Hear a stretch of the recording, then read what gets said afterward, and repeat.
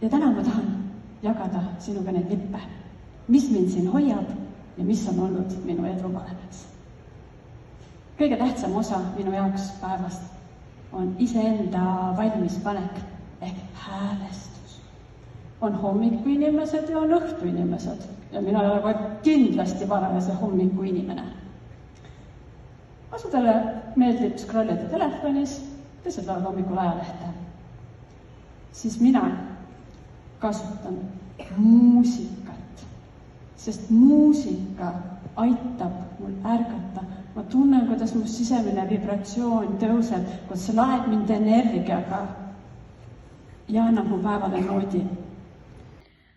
Ma sain kutse esinema Äripäeva konverentsile teenindus vitamiinid 2025. Ja kui ma selle kutse sain, siis ma pöördusin Kristina juurde, et ta aitaks mul kokku panna selle kõne ja õpetaks mind, mida laval teha ja mida mitte teha. Koos Kristinaga sõelusime me välja kogu minu kogemuste pagasist parimad sõnumid. Kristina aitas mul kokku panna selle kõne struktuuri ja et minu põhisõnum jõuaks kohale. Sest minu eesmärk, miks ma lavale läksin, oli see, et ma saaksin inspireerida teisi inimesi. Ja oma kõnes rääkisime sellest, et kuidas ma olen leidnud oma valdkonna ja mis mind siin hoiab nii kirglikult ja mis on olnud minu edu valemiks.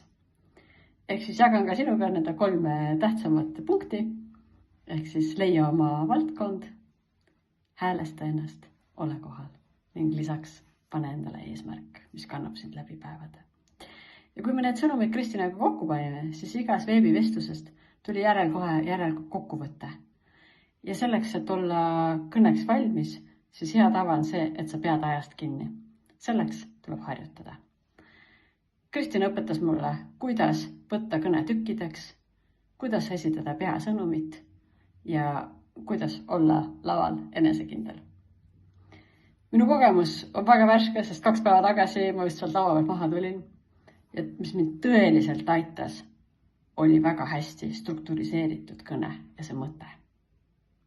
Ja aitäh sulle, Kristina!